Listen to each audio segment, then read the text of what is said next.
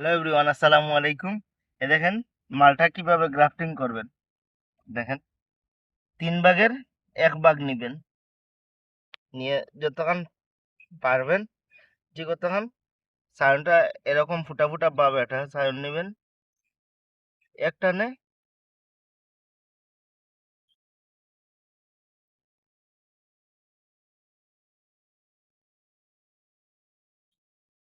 দেখেন দিক থেকে আমার সায়ন কাটা, এবং যে কোনো এক সাইড মিলিয়ে দিবেন।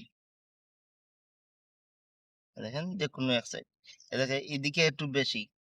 দেখেন কিন্তু এটা প্রবলেম না, যে কোনো এক সাইড মিলিয়ে দিবেন, দিয়ে 01 পলিথিন দিয়ে ভালো করে টাইট করে বেঁধে দিবেন।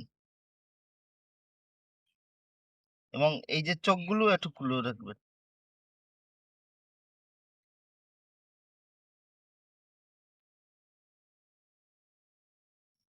এবং কলম করার পরে এরকম একটু টান দিয়ে দেখবেন কলমটা টাইট হয়েছে কিনা না।